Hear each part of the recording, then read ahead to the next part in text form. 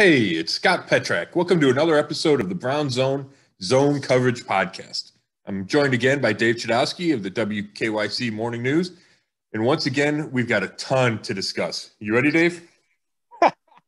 I think that's an understatement. You know, as I was prepping for this, I'm like, man, we could talk again for 3 hours. I mean, it's incredible how much there is to talk about with the draft being in Cleveland and, of course, the draft itself and with all of the press conferences that we've had in the last week, right?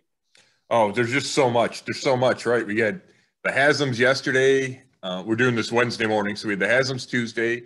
We had Baker, a little surprise Baker Monday afternoon. Andrew Berry Friday.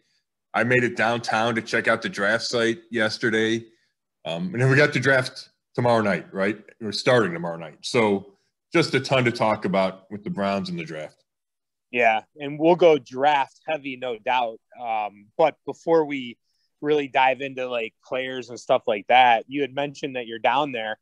This morning on the show, we, showed the stage once again and talked about how it's the biggest stage they've ever had.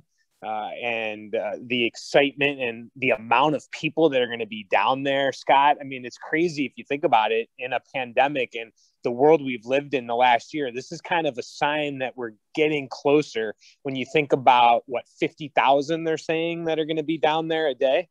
Yeah, that's what they're saying, 50,000 a day. Hopefully the weather doesn't mess that up too much. We might get some rain Thursday.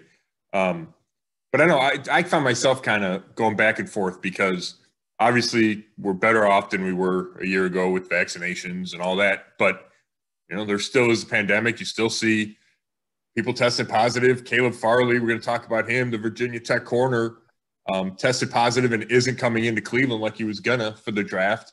But the NFL likes to push it. And I'm not saying that in a bad way.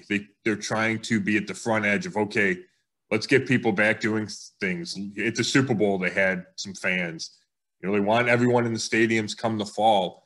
They're pushing the vaccination. So this is kind of one of those milestone events where it's a signal of, okay, I think we're starting to hopefully come out of this. And they're excited about that. The Haslams are excited about that. And then part of me is like, what if there was no pandemic? This would be even more insane, right? I mean, it would be off the charts, Cleveland, draft, all that stuff. So, Dee Haslam got asked about it yesterday, and she said, hopefully, or I hope so, or whatever, toward the NFL bringing the draft back in a non-pandemic year, because that only seems right to me, is every Cleveland fan that wants to enjoy it should be able to enjoy it, and that won't be the case this time around. So, whether it's 5 or 7, whatever that number is, 5 or 7 years, how about the NFL bring it back and have it a full-fledged draft here? Man, we are always on the same page, I feel like, because that was going to be one of my first questions to you. I listened to the Haslams press conference, and that was one of the two things that stood out to me that I was going to ask you about. And didn't we talk about that last week, how I was, we're happy it's here, but it's a bummer that it's not going to be to the full extent that it could be. And I was really excited to hear her say that that's their hope, that they can get it back, because I certainly think it's deserving to come back again. I definitely agree. And I was thinking about this yesterday. There's probably only so many of the 32 cities that would be good hosting the draft. I'm not sure LA cares that much, right? But Cleveland does. Nashville certainly did. Philly does. I kind of think there's certain diehard football cities that deserve it more than others. And I'm thinking, I think it was the NBA All-Star Game was in Atlanta recently, right? And it wasn't the same. They didn't have the same hoopla and they didn't have the same events. But they wanted to have it, and that should have come with kind of, okay, we'll come back to Atlanta, and we're taking the voting stuff out of this. But I feel like that with Cleveland, right? Las Vegas had it taken away completely. They are back on the schedule. And obviously Cleveland isn't to that level because they're having a draft, but I certainly think sooner rather than later that the draft should come back. And I think how well the city hosts it this week, will certainly go a long ways toward convincing the NFL that that's the right thing to do. Sure. Now, you were down there walking around. What kind of vibe is there in downtown Cleveland right now? What do you think of the setup? How's the stage look? All the helmets that are out there. For anyone that does not have the opportunity to go down there, just kind of, give everyone the feel of what it's like. Yeah, it's cool. I'll tell you what, I was surprised at how much work was still being done. There's construction going on. There's a lot of hard hats. We were right in front of, the big structure that's hosting the draft. And there's golf carts whizzing by, and there's still people working on stuff. So it wasn't a finished product yet, but I think by last night you started to see more people downtown watching Channel 3 News. You could see people walking around down there and starting to get into the draft event part of it. You got to park a little bit of ways and walk down there just because you can't drive up close. So fans should be aware of that. The stage is cool. I wonder about if it rains badly Thursday night, what exactly they're going to do to protect the TV stages, because they're right on the edge of the big structure. So we could have rain blowing in there. I'm sure they're well aware of that, but I hadn't seen any as of yesterday at 11 a.m. I hadn't seen any way that they're going to protect the guys and the cameras, up on stage. And then the other thought was, I thought they would use a lake as more of a backdrop, but it feels like the city is going to be more of a backdrop. The stage is toward the end, toward the lake, but there's big LED boards behind the stage. So I'm interested to see how TV does it, how much they show the lake, how much they show the city. But the draft experience, you can see that coming together, and I think people have a good time doing that. And there's just so much space to walk around when you have First Energy, you have the Science Center, you have the Rock Hall. There's a pretty big footprint. And then as you even go further south, into downtown, there'll still be draft stuff and draft TVs where you can watch it, whether you're at a restaurant or a bar or whatever. Sure. And it is going to rain unless they're completely wrong. It's supposed to rain on Thursday, unfortunately. It figures we have 80-degree temps on Tuesday. And then 2 days later, a roller coaster ride down to the, whatever 50s or whatever it's going to be in rain. It is going to be amazing to see downtown. And I can't remember if I mentioned this last week when we talked or not, but it became official, I think, the other day that the other thing that's going to be cool is every team's logo is going to be shown on the Terminal Tower during their pick. I think that's going to be really cool. Not when the Ravens and Steelers are up, but when everyone else is up, that's going to be cool. Yeah, my wife sent me that a link to that. That is cool. That's a good idea. Yeah. So let's get into draft talk now. And I think everything we talk about here relates to the draft in some way. So before we break down players, let's talk about all of the different news conferences that we had. And let's start with the Haslams yesterday. Obviously, the first thing I was going to ask you about was getting another draft. But other thing that stands out to me is the fact that they know it's difficult to get back. I think everybody just assumes the Browns will be back in the playoffs. But as you head into a draft like this, you got to keep building your team, and you can't just assume that you're going to get back there, Scott. No, you can't. And, I understand the, fans thinking that, and I get the momentum that Andrew Berry has built up in this offseason with all these free agent signings, John Johnson III and Jadeveon Clowney being the two most noteworthy. But the reality is it is tough to win in the league. And, Jimmy Haslam says that, and there's a bit of, I don't know if self-deprecation is the right word, but we know the history of the Browns under the Haslams, right? And it's about coaching changes and GM changes and losing. And that changed last year, but I think the Haslams are grounded enough to realize that it's not guaranteed. And they know how hard it is to win, and they know the struggles that they personally have had owning this team.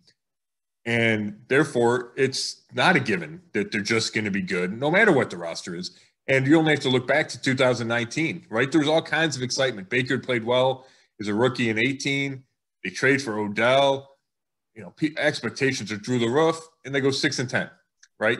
So the Haslams are well aware of that, and I'm sure fans are too, but it's just natural, and I understand it, and I don't even think there's anything wrong with getting caught up in all the excitement of last year, and then they should only be better. It's just a matter of balancing. Okay, we have to work just as hard to get back to where we were a year ago, and that's Kevin Stefanski's message. And Jimmy Haslam revealed that Stefanski opened his first team meeting of the offseason program by telling the team how many teams don't get back to the playoffs the next year. And over the last 3 years, it's just over 50% of teams in the league get back to the playoffs the following year. And I'm sure all those teams and all those teams' fans had the same expectations of, well, of course we'll be back. But it doesn't always happen. It's a tough league. Injuries can derail you. You know, you lose a couple of games and a last-second field goal, and all of a sudden you're a borderline playoff team, and it could go the wrong way. So, you know, it's probably something good for fans to keep in mind. Not that it should scale back the enthusiasm at all, just that it's going to take another season like last year where they played well on offense, right? And they established the run, and they got turnovers on defense. All the things you need to do to win games. You're coached well. Stefanski makes good decisions on when to go for it, when not to go for it. All those things matter, and it's not just about who your 53-man roster is. So, yes, there's a ton of excitement, but they still have to do the work. And you bring up the offense, and that's a huge reason why fans are excited and why we think that they will get back to the playoffs is the offense. The Haslams talked about it yesterday. Baker Mayfield talked about it on Monday. That's another point of emphasis I want to talk about, Scott. And it's important as we head into the draft because I think it kind of gives you an idea of where they're going to go with the 26th pick, but also the fact, the excitement that everyone's back on offense. That's a great point. So Baker was thrilled about that, and the Haslams mentioned it, like you said.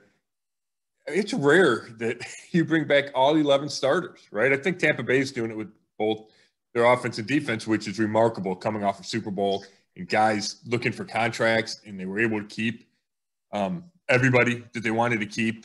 And that's a credit to what Tampa Bay is doing down there and Tom Brady.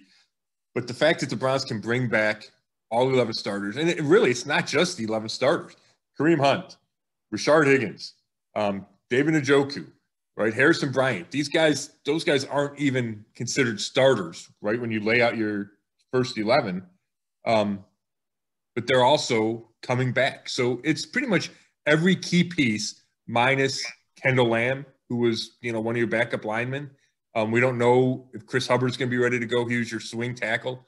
But that's it. So that's a huge reason for optimism, especially when you pair that with the coaching staff coming back for a second straight year, which Baker has not experienced in the NFL, right? It went from Hugh to Greg Williams to Freddie Kitchens to Kevin Stefanski. So now Stefanski's back. His system is back. The tweak system that they did at the bye week that really allowed Baker and the offense to take off is back. Alex Van Pelt, the coordinator / QB coach, is back. All of that is huge. And it's from an offense that was really strong a year ago and has room to grow with the return of Odell Beckham Jr., with perhaps more Nick Chubb and Kareem Hunt on the field together at the same time. Donovan Peoples-Jones in his second year. Like, there's a lot of reasons to think that the offense can get even better. And then you flip to the defense and go, well, they added all these pieces. So a ton of reason for excitement. Baker's fifth-year option picked up, which we knew would happen. But it's another step toward the long-term extension that I and the Haslams and I think pretty much everyone expects to happen. So a ton of excitement. And to kind of segue into the draft like you want to do, there's no needs on offense. When you look at it, we can talk secondary needs. Yeah, maybe they find a guard in the middle rounds. Maybe they need a backup swing tackle or, kind of a projection, a project backup tackle. But there's no huge need at any position, which means the focus will probably be on defense early, but I won't rule out a receiver just because, I would like to see a speedy slot guy. Odell and Jarvis are both going to turn 29 in November. They're making a ton of money. You got to juggle the cap now with all these contract extensions that are coming up. So I wouldn't rule out a receiver in the first couple of rounds, but that's the only spot on offense that I could see them addressing in the first couple of rounds. We'll keep attacking that topic, but before we do, you brought up fifth-year option, and I know many people want to talk about UFOs when it comes with Baker. That was that was one of the highlights, right? It really was. He's all in on the UFO thing, and it's just weird. Like, I never gave it a ton of thought. I never really, I was not a UFO guy. I'm certainly not a Sasquatch guy like Baker says he is either. But now we have more evidence of UFOs. We have the Navy pictures. So I probably shouldn't have thought Baker was as crazy as I originally did in March when he tweeted about it.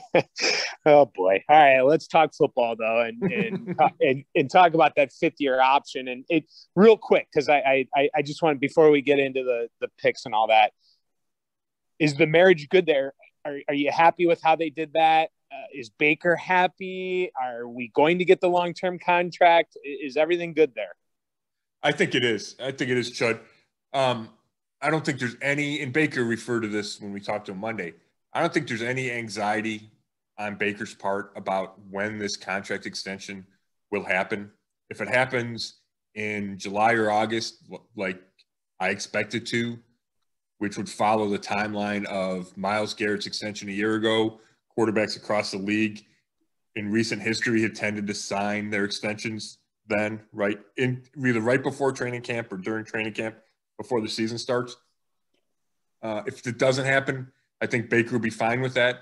I think he's fine betting on himself, playing one more year, and having his contract jump from what it would be this year to what it would be at the same time in 2022, assuming he plays well again, which we just talked about all the reasons why he should play well again next season. So I don't sense any anxiety. I think both the Browns and Baker's camp are kind of on the same side. I know they hadn't begun negotiating yet, but that's to be expected. There's all these other kind of checkpoints in the organization's offseason, free agency, draft, fifth-year option. Things will start to settle down. They can turn to, okay, how do we want to address these extensions? And, maybe they go Nick Chubb first because he doesn't have that fifth-year option. And then eventually they get to Baker just from a logistics standpoint. But I think Baker likes being here. I know he likes the direction that the organization is headed. Last year's run to the playoffs is proof that it's headed in the right direction. So I think all sides are together. I think it's a matter of when, not if, it happens. And Baker's going to be a rich guy. And, maybe you wait until Lamar Jackson and Josh Allen sign to kind of set the market. Or maybe the Browns jump ahead of that. I think that's the only real big question left. But to me, it gets done, and Baker's here for a long time. Okay, good news. On to the draft now. The Browns with 9 picks, 26, 59, 89, 91, 110, 132, 169, 211, and 257. Obviously, it starts with the 26th pick on Thursday night in the first round, and it is their lowest initial pick in the first round since 1999. We talked about that last week. The lowest before that was 21. So this is definitely rare air for the Browns. Not only are they picking this low, but they don't need a quarterback. And I ask you right now, where do you think Andrew Berry is leaning? Listening to him talk the other day, did you get any vibe or feel about what he wants to do? It was tough. It was tough with Andrew Berry because he does not give up much. So I don't think I can base anything really off of how he handled the Zoom news conference. I'm basing it on how I think the roster is set up, how I think they prioritize certain positions, and who I think will be on the draft board. I don't think they prioritize defensive tackle or linebacker enough to take one at number 26 or in the first round, period.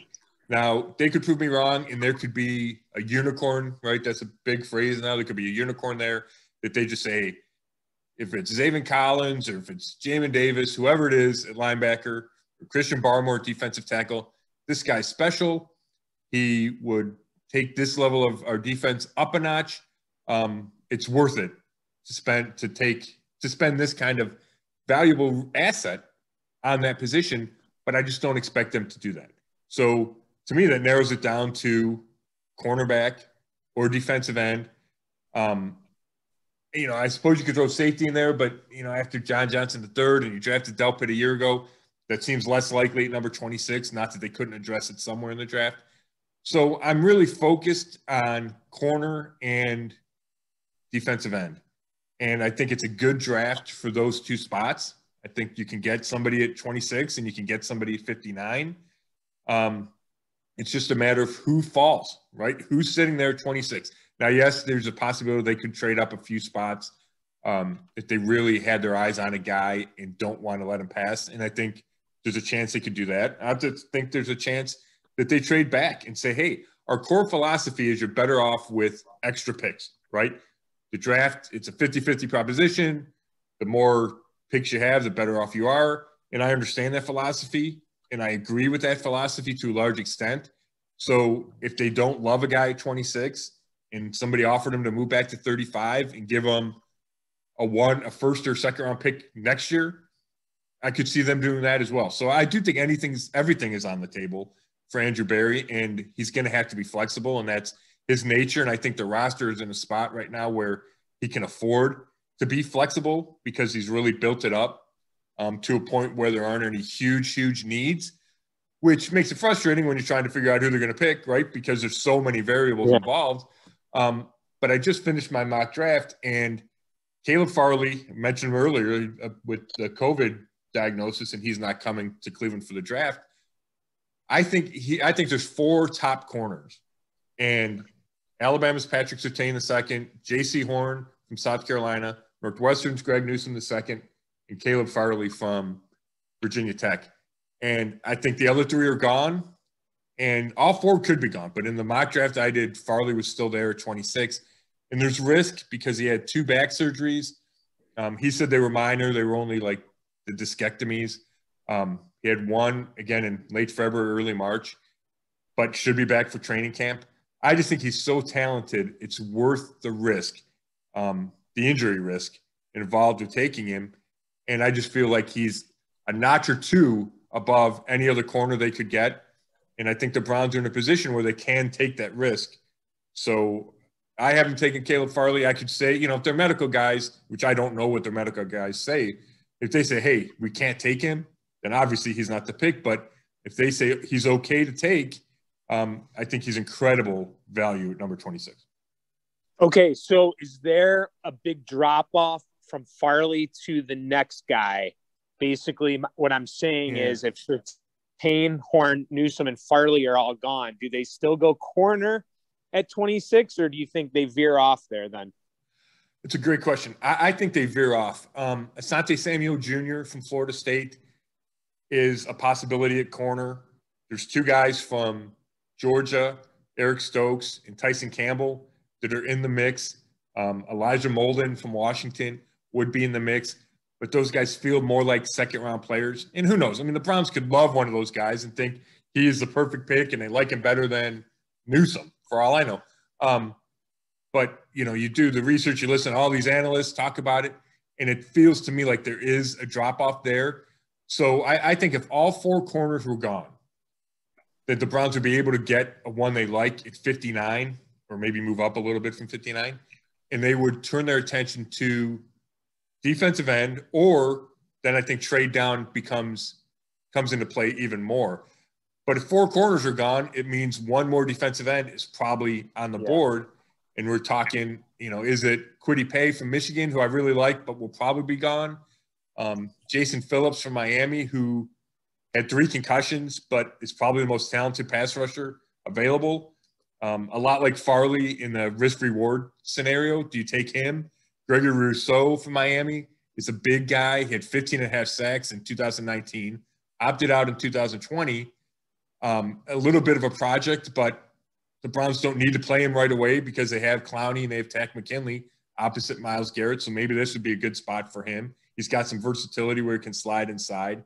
Jason Owe from Penn State is one of those guys. So there's talent at both spots. And if it's not corner because those 4 guys are gone, then I would expect the Browns to shift And if they stay at 26, take whichever one of those ends that they like the best. Okay. And which of those ends do you like the best? Is it Pay? I like Pay the best. I think he's, there's not any questions about characters, not any questions about injuries. He's got a great story. His mom fled. I'm blanking on which African country it was. She went through a couple different ones and then wound up in Rhode Island with Quiddy and his brother, and went to school and worked a ton of jobs, put him through private school because he said, hey, Mom, if you send me to private school, I'll be able to get a scholarship to college. And he was right. I really like him. I think he's got big upside. So he'd be number one, but I'm not sure he'll be there at 26. It depends. You look at a bunch of mocks, and I saw one this morning before we did this, Dave, that had him still at 26. I would be great with that pick. Jalen Phillips. Saw him in the second round in another one. Did Scott. you? Yeah. I mean, it's kind of a position where guys are all over the board. Yeah, right. Like some people have him as their number one. Some don't love him. He didn't have huge sack production at Michigan. Part of that is how they used him at Michigan. He's really good against the run. I know Daniel Jeremiah was one of the guys, the NFL Network analyst, who thinks he'll be better in the pros than he was in college, just with the way he was used and the way he will be used. So maybe he'll be there. If he's not, Jalen Phillips, the Miami guy, I mentioned the 3 concussions he had at UCLA, I think the second and third ones were when he was UCLA. He retired from football in 2018. And then the juices started flowing again. He got talked into returning, has a huge year this season for Miami. Again, there's teams that I'm sure wipe him off don't even put him on their board because of the concussions. And he had a badly broken wrist from a moped accident. He had another injury. It's all injuries about this guy. But as a player, when he's on the field, he's outstanding. But do you want to take a guy, even at 26, where in training camp he gets a concussion and he might never play for you? So, sure. I don't know if the Browns have that much, if they're that risk averse or not risk averse to do that. But he's an exciting prospect. Rousseau and Owe from Penn State, Rousseau from Miami and Owe from Penn State are 2 guys. They're intriguing. I think Georgia's Azeez Ojulari. I don't think he'll be there. And even if he is, I'm not convinced he's a fit in the 4-3. He feels to me more like a 3-4 outside linebacker, although he might be the best pass rusher in the draft. So you have to take that in consideration. So there's guys there to be interested in for sure. And again, Andrew Berry talked about not drafting for need. It's more about long-term roster building. And I understand that philosophy, but I think that plays in here. I think it plays in a corner too. Whether or not Greedy Williams is healthy, you need a bunch of corners in this league. And it's a premium position, which is why I think the Browns target corner. And I think the same thing applies to defensive end. It's such a premium position. You want depth there. You want talent there. And if we look at long-term, Clowney's a 1-year contract. Tack McKinley's a 1-year contract. Malik Jackson, who will go start inside but play some outside, is a 1-year contract. So when you talk about long-term roster building, defensive end and corner, to me, play in perfectly when you think that way. I want to put the cornerbacks to bed real quick. Surtain, is he the top corner in your mind, and then Horn number 2? Yes. And, I talked to Nick Saban for a little bit about Surtain. And I would have talked to him more, but I knew the Browns weren't going to get him, right? I don't see any – I know there's a way they could trade up high enough to get him. I just don't think that organizational philosophy allows that to go from 26 to 10, which would probably be necessary to take Surtain. I just don't think the Browns would do that, mortgage. But the reason I bring this up, though, is I wonder – Farley has the injury concerns, correct? Sure. Yeah. So – my question to you is, would Farley be higher in mock drafts, and could he potentially be the best if it weren't for the injuries? Yes. I think that's exactly right. I mean, Surtain is a finished product. His dad played for 11 years in the league. Yeah, he played for Nick Saban. Saban raves about his character. So he's a clean prospect, and he's a really good player. Farley is an interesting story. He's probably the most athletic corner in the draft, but he played quarterback in high school. He played some receiver at Virginia Tech before he wound up at corner. He really only played 1+ seasons at corner. Now, he showed great athleticism. He showed a knack for the ball, a knack for making plays, but then he opted out in 2020. So he's a much, much bigger question mark, but I think his upside is the highest of any of the corners. Now, I thought Greg Newsom was your guy, the Northwestern Wildcat. I know you brought him up, but I thought that's who you wanted. Well, I think Newsom's really good. I don't think he's the same quite the same level. And there's injury concern there, not to the same degree at all. He had some nagging stuff that he got while he was playing. Groin injury against Ohio State in the Big Ten championship this year. It knocked him out of the game, and then he didn't play in the bowl game. But he's a good player. He's got enough size. He's really aggressive, gets to the ball. His numbers were unbelievable. I don't think he gave up a touchdown this season. His passer rating against led, I think, FBS schools. So he's a big-time prospect. And obviously, I watch Northwestern every week. I'm probably the only person that does that. But he's a player. So, I would talk more about him. In a month ago, 6 weeks ago, I thought that he lined up perfectly for the Browns at 26. Now I don't think he makes it to 26. So if he's there, I think it's a no-brainer to take him. Then the question becomes, if he's still there at 20 or 21, do you move up to 5 or 6 spots to land him before a team like Tennessee might take him at 22?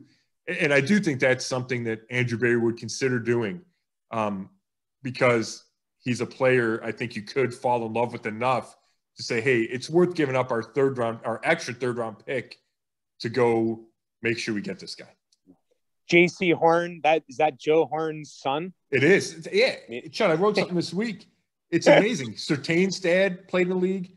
Horn's dad played in the league. Samuel's dad played in the league. And Molden's dad played in the league. So 4 of your top, 5, 6, 7 corners, their dads all played in the league and had successful careers.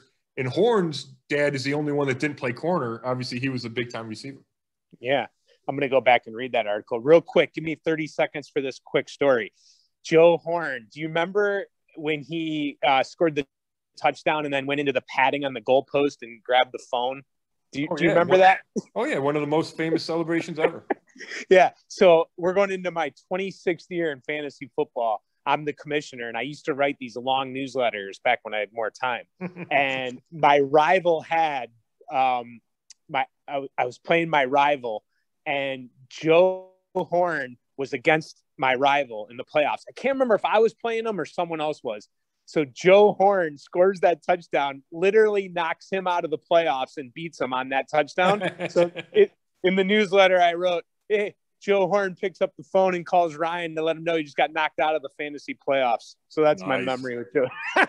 I wonder if anybody still has time these days to do that, to write newsletters. I know I don't have time to do that. And I know people used to, right? You used to get these long emails, and I guess our fantasy guy still does it, but they're not to that degree. They're kind of short. We still do it. It's just at a much smaller, with 2 kids now and just work, right. It's just more difficult back then. But I don't know how I'm still doing it 26 years. Every year I say I'm done and I want to quit because it's just so time consuming, but it's like a drug, Scott, man. Fantasy football is like a drug. I can't shake it. I hear you. We'll talk more about that when we get closer to the season, Chud. Yeah, no doubt. Oh yeah, I can't wait to talk fantasy with you. All right, so we're getting close to being out of time here, but before we go, so you brought up Andrew Berry, and it's funny, I think I circled 2 or 3 things from his press conference, listening to what he had to say, and you hit one of them right off the head that you're going to be looking. He's not necessarily looking for a cure-all type of player, but that's kind of the good thing right now. The Browns, they don't need a cure-all guy like you had pointed out last week. They don't have to draft a left tackle, so they have multiple ways they can go. But I found interesting at the very beginning of his presser, he talked about how many guys are draftable out of the 1,100 prospects. Talk a little bit about that. Does that mean anything to you? I think it's interesting that that was a piece of information he felt he could share with us because he brought it up. Nobody asked. I'm not sure exactly what it reveals, except that, we look at this and I think there's 257 picks in the draft, at least. The Browns are drafting 257. So there's at least that many. So to say you only have 114 draftable players just shows you, number one, I think the disparity among teams with how they view players. Because I'm guessing the guy at 257 that the Browns will draft, let's assume they stay at the spot and take the pick. I'm assuming that guy will be among their 147, right? There's a chance he's not. There's a chance he's among the priority free agents, and he said there are 54 of those guys. But even if they're drafted at number 6 in the 6th round, whatever those, as we get to close to 200, it shows you that some teams will view guys differently because about 100 guys or 150 guys will be drafted that the Browns didn't consider draft worthy. And I think that's really interesting. And it just shows you 32 teams of highly trained scouts put together these boards, and they are so different. And it's not only when we're talking 7th rounders. I guarantee you, if you look at the 32 boards in the first round, maybe all the boards have 10 guys the same. And then the other 12 that you think are worth drafting in the first round are completely different from team to team. And I think that's fascinating. I think it's why some teams do well and some teams don't. It's why mock drafts, as fun as they might be, are exasperating because they can go any direction, right? And a guy that you're convinced is going in the first round because you saw his tape and you heard 95 guys talk about him falls in the second round because you're missing something, or the team that liked him took somebody else. So I thought it was interesting. And also he said that that's pretty normal, that the normal number is 115 to 130. So it's just a shade below normal, which I think fits with this draft because there's a lot of college guys that are going back next year because this was a weird season, right? You didn't have nearly as many games. You had some conferences not playing or not playing until late.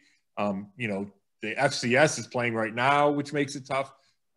So I feel like this draft overall, there's less information, there's fewer prospects, and next year's draft will be even stronger. And I bet that number goes up from 114 to, probably closer to 130, 140.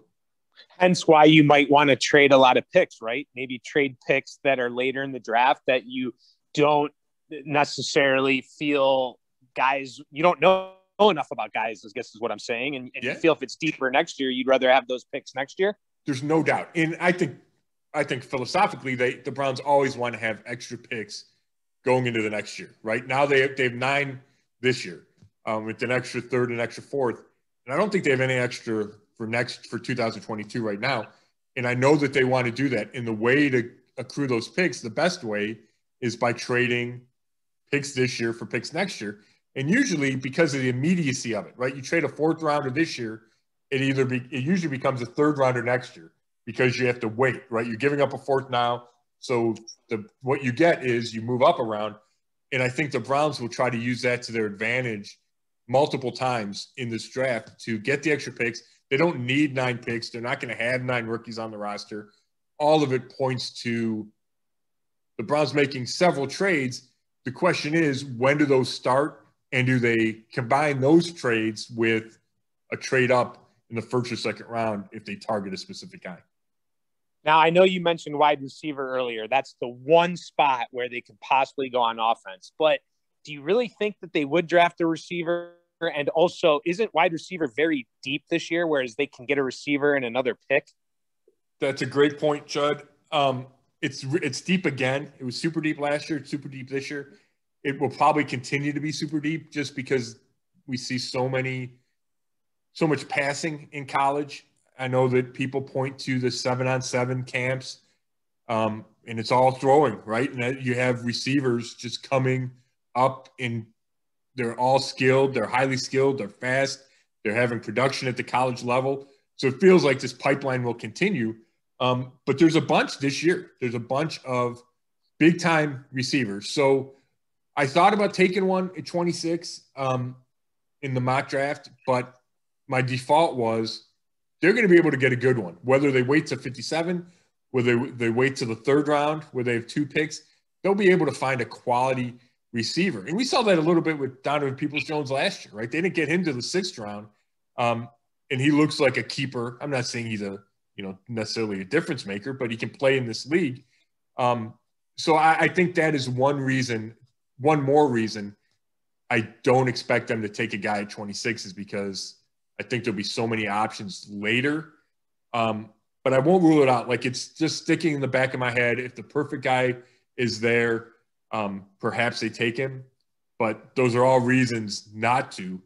And, again, I keep going to philosophically, but I think we know, and I know it's only been one draft for Andrew Berry, but he was here with Sashi Brown. Paul DePodesta's been here for a long time. I feel like you do know certain things about them and how they want to operate, and that's your baseline. And then you allow for exceptions, and taking receiver 26, I think, would be an exception, not because they don't value the position, but because of the depth of the draft and where they stand from a roster standpoint right now. Okay, here we go. That's my best, NFL on the clock. This is it. Scott Petrak, you are on the clock with the 26th pick. And before I ask you, do they trade the pick? You are on the clock. Do they trade the pick? Yes or no? Yes. They do trade the pick, so we will not have a pick at 26. Yeah, I'm just saying that because I think if you combine the chances of moving up and moving down, I think that supersedes the odds of staying put. Scott Petrak on the clock predicting the Browns trade 26. Where do they move to? Do you want to really go out on a limb, or are you just going to stick with? Well, I feel better about the trade scenario than actual details. If you're going to give me, right. If you're going to give me if I have to come up with something, I'll say they slide back. I'll say they slide back 4 or 5 spots and stay in the first round and pick up an extra second-round pick in 2022. Any idea who the player would be, or is that just no? I mean, yeah, I think if you trade back, it means the guy you really wanted wasn't there, and then it's just you're picking from a pile. Okay. Yeah. Again, I think they're just as likely. I think they're more likely to trade down, but only slightly less likely to trade up. If you wanted to put numbers on it, is it 40% trade down, 30% trade up, 30% stay at 26? Something around there. And again, it's so hard because there's so many variables before they actually pick. But that's how I kind of see it, is a slight edge to trade down, and then stick or move up is probably the same. All right, Scott, I got to go, man. I got to go take a nap and then search for some UFOs. So my day is done here. I appreciate all your time, Chud. Absolutely. Can't wait to do it again. Good luck covering the draft this weekend. Thanks. Yeah, we'll talk next week. We'll have a lot to cover, huh? Again. Absolutely.